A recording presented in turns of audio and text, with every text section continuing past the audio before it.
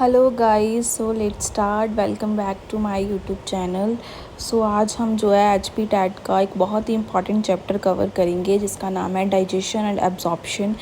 ये मैंने जो है स्पेशल नोट्स बनाए हैं, एनसीईआरटी की कुछ लाइनें हैं एग्जैक्ट जो एग्ज़ाम में पूछी जाती है, वो चाहे एचपी टैट हो।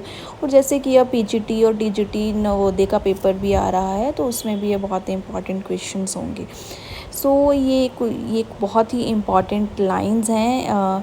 तो चलो, अगर आपको इसके पीडीएफ नोट्स चाहिए तो kindly share and subscribe my channel and comment on my this video.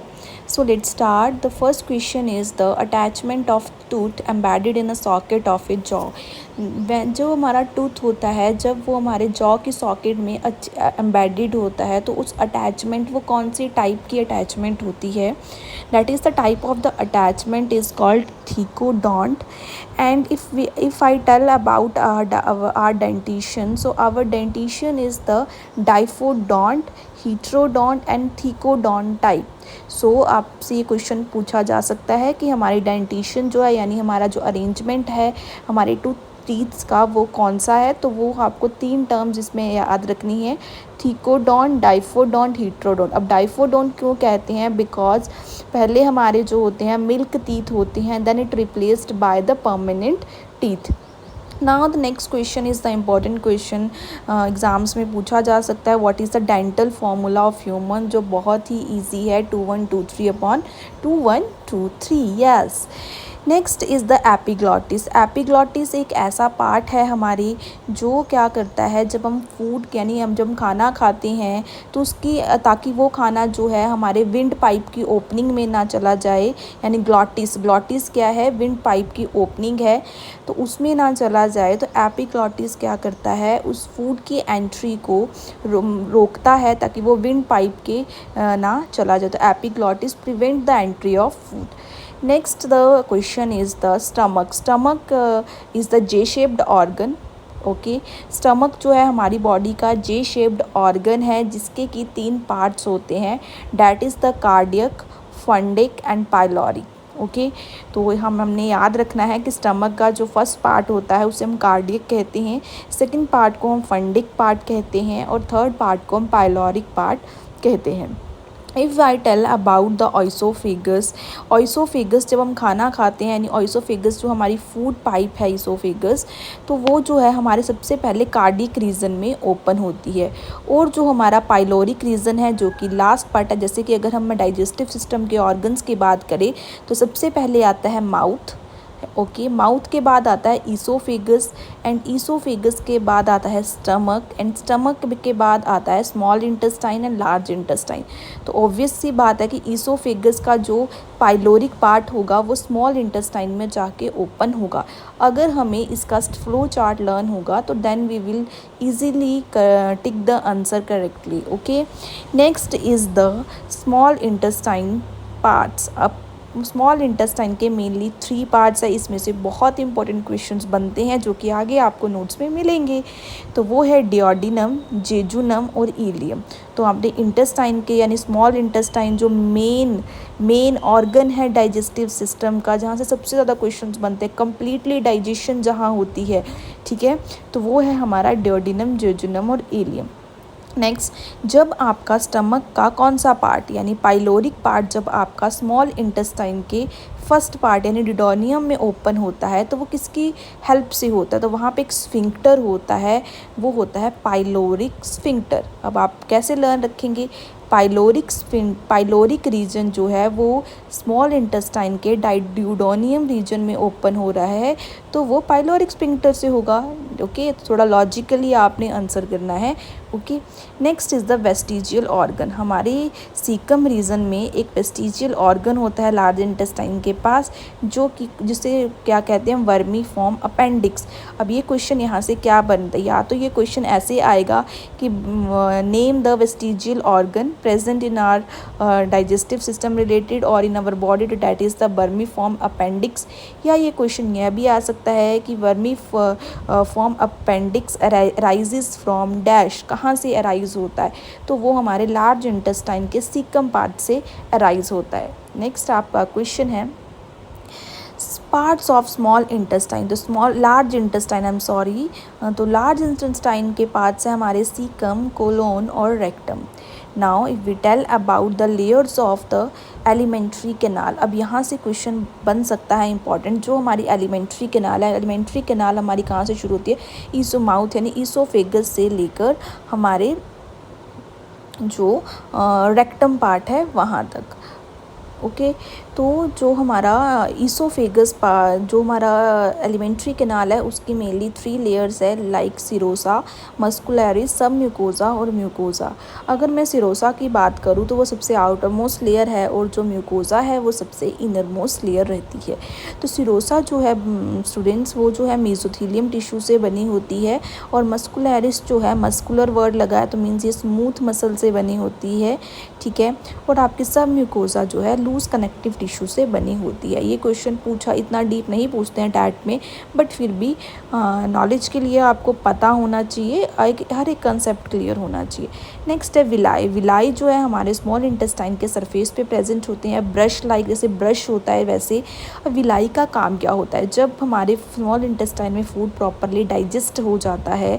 Students अगर आपको डाइजेस्टिव सिस्टम नहीं आता है तो मेरे चैनल पर डाइजेस्टिव सिस्टम की मैंने एक डिटेल वीडियो बनाई है जो जिसमें प्रॉपरली समझाया है, तो आप प्लीज़ उस चैनल में मेरे वीडियोस में जाके उस वीडियो को ज़रूर गो थ्रू करिए अगर आपको डाइजेस्टिव सिस्टम के पाथ के बारे में थोड़ी सी भी कन्फ्यूज़न है।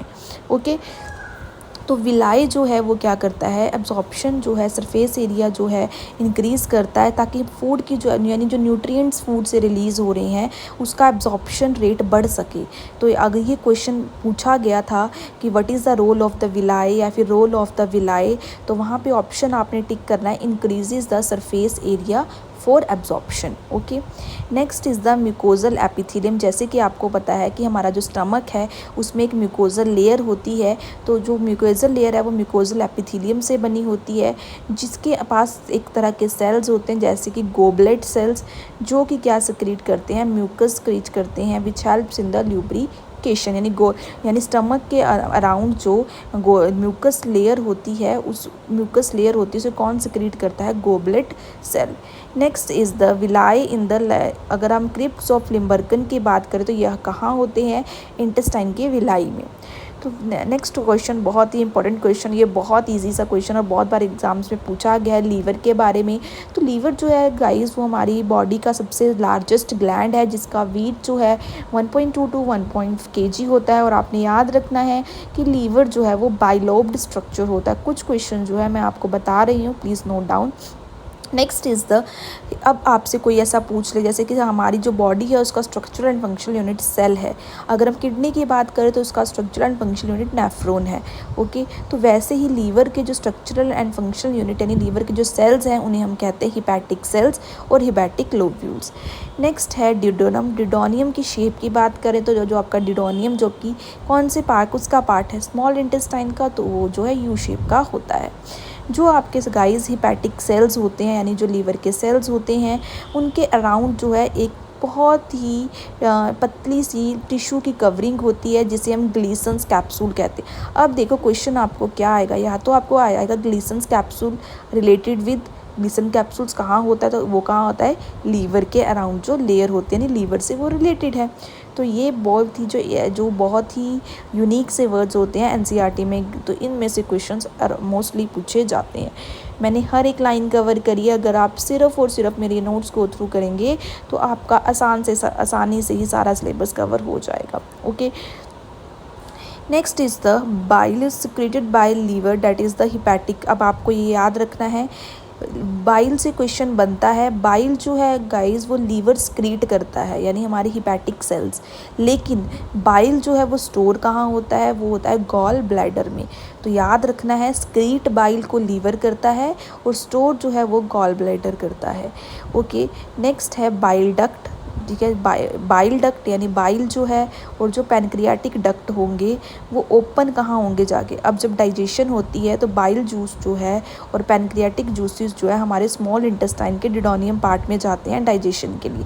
अब वो कहाँ ओपन होंगे, डिडोनियम में, लेकिन वहाँ उनको ओपन करने में हेल्प कौन करेगा, तो ये स्फिंक्टर्स जो है ये ओपनिंग में हेल्प करते हैं। तो यहाँ पे स्फिंक्टर का नाम है स्फिंक्टर ऑफ ओडियाई। एक स्फिंक्टर हमने पीछे भी पढ़ा था, that is the pyloric sphincter. तो तुमने 2 स्फिंक्टर अभी तक पढ़ लिए हैं।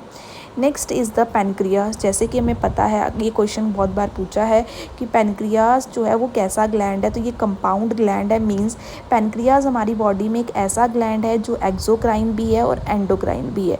तो पैनक्रियास का जो एक्सोक्राइन पोर्शन है वो पैनक्रियाटिक जूस क्रिएट करता है जो कि अल्कलाइन यानी बेसिक इन नेचर होता है, और एंडोक्राइन जो है वो इंसुलिन और ग्लूकागॉन क्रिएट करते हैं।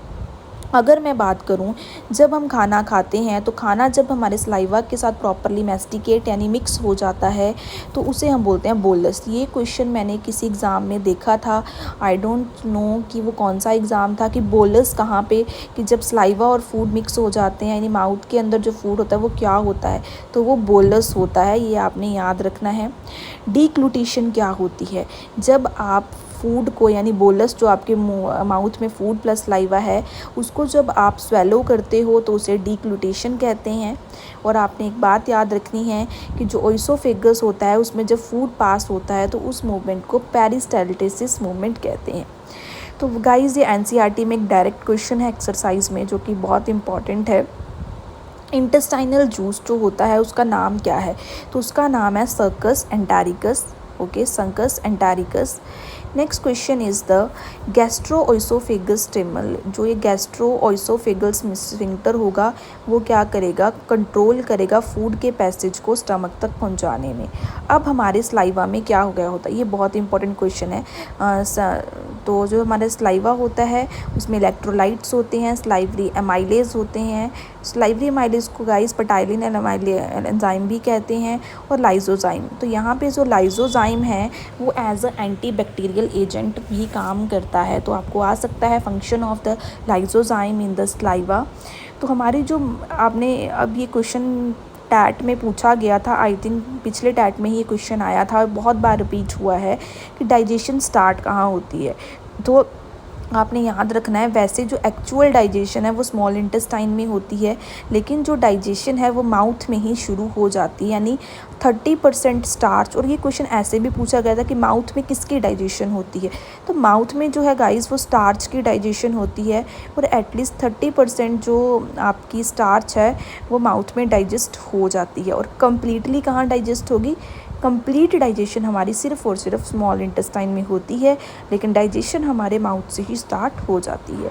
अगर हम सलाइवा की बात करें तो हमारे सलाइवा की पीएच कितनी होती है, 6.8, और हमारे ब्लड की पीएच होती है 7.4। कुछ क्वेश्चंस जो मुझे याद आ रहे हैं वो मैं साथ साथ आपको रिवाइज़ करवा रही हूँ। नेक्स्ट है, जैसे कि मैंने आपको बताया कि हमारे सलाइवा में लाइजोजाइम एंजाइम होता है जो कि एंटीबैक्टीरियल एजेंट की तरह काम करता है। Next is the gastric glands. हमारी जो गैस्ट्रिक ग्लैंड है वो 3 तरह के होते हैं, 3 तरह के सेल्स होते हैं उसमें, म्यूकस सेल्स, पेप्टिक सेल्स को चीफ सेल्स भी बोलते हैं, और पैराइटल सेल्स और ऑक्जेंटिक सेल्स। तो म्यूकस सेल्स हमारे म्यूकस क्रिएट करते हैं, पेप्टिक सेल्स हमारे पेप्सिनोजन एंजाइम्स क्रिएट करते हैं जो कि आगे जाके पेप्सिन एंजाइम रिलीज़ करता है, और ऑक्जेंटिक सेल हमारे HCLs क्रिएट करते हैं। ये क्वेश्चन पेपर में पूछा गया था कि HCl is created by which cells, तो वो कौन से हैं, तो ऑक्जेंटिक सेल्स भी ऑक्जेंटिक सेल्स बोलते हैं। वहाँ पे अगर ऑप्शन ऑक्जेंटिक सेल नहीं हुआ दैन ऑप्शन अगर पेराइटल हुआ तो that is the correct answer. ये क्वेश्चन ऐसे भी पूछा गया था, चीफ सेल्स आर कॉल्ड, तो आपके हमारे जो चीफ सेल्स होते हैं वो हमारे पेप्टिक सेल्स होते हैं।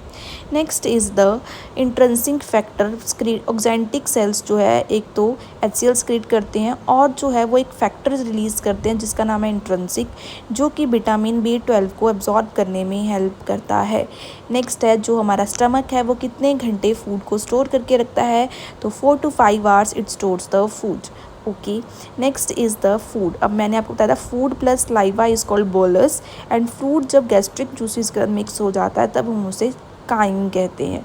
तो काइम से भी क्वेश्चन बनता है।